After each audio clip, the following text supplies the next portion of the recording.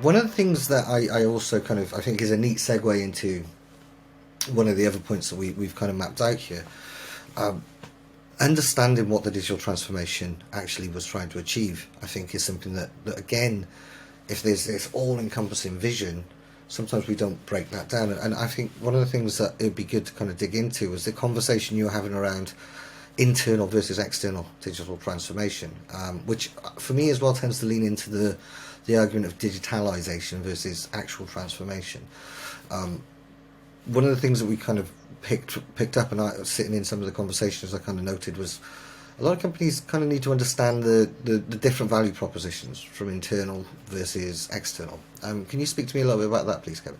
Absolutely. So again, going back to the why question. So to digitalize your actual business, you have numerous stakeholders, mainly external, internal stakeholders. So internal stakeholders are your employees. How do you empower them?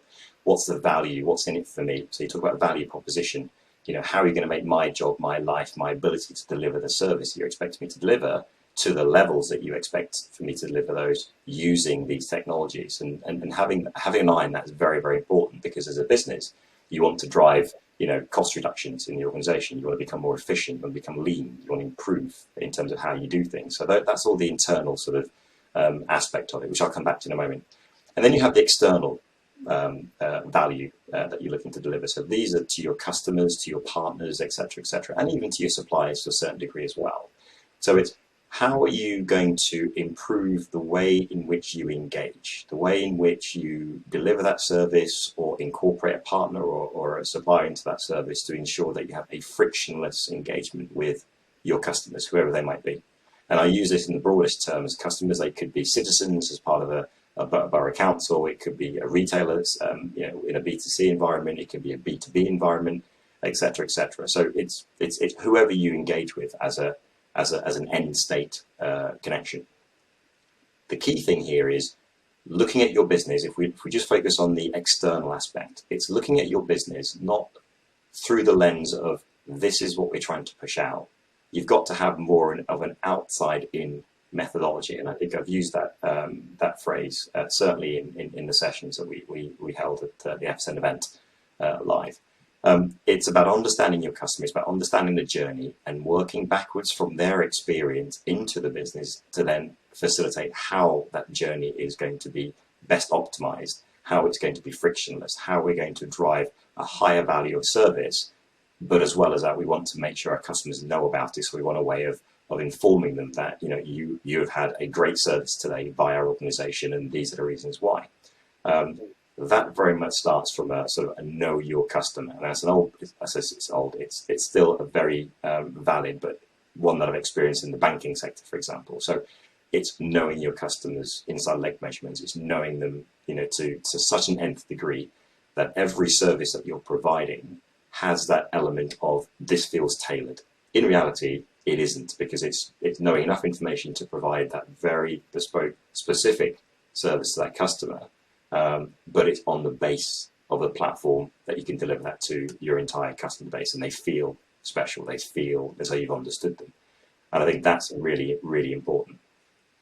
Understanding how that flows through into the business. So once we understand the customer journey, then we can start to put around, okay, what is our employees, our staff, our field service, our customer service engineers, what are the things that we then need to do to ensure that we knit together the experience, the data, to ensure that they can facilitate what you're trying to deliver to the external customer base that you have within the organization. So do we need, as an example, field engineers having readily available data, having the ability to have things pushed in the field, and we use the term data optimization in the field, to be able to deliver that high level service?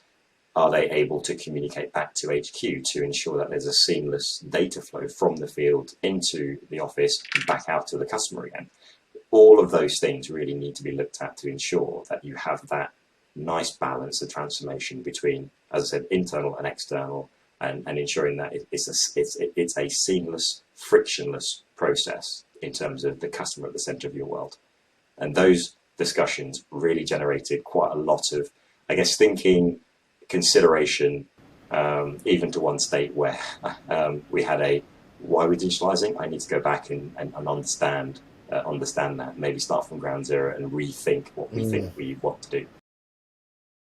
Hi there, my name is Chris Oldland. I'm the Editor-in-Chief and founder of Field Service News. I hope you found that short excerpt from one of our in-depth, long-form interviews of use. If you did, then why not have a look at an FSN Pro membership? This will give you access to over 70 hours plus of in-depth, long-form interviews where you can access the full interview. You also get access to the world's leading resource library dedicated specifically to the field service management sector. Over 130 resources that cover key areas such as digital transformation in field service, remote service technology and how that aligns to on-site service delivery, servitization, advanced services, all of these key areas and many more.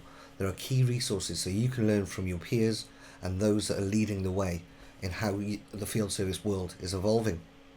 There's also the new FSN education platform, and we're adding courses there every single month with already a number of masterclass courses that don't just give you knowledge but actually give you the blueprint so you can develop a program within your own organization and see real world value.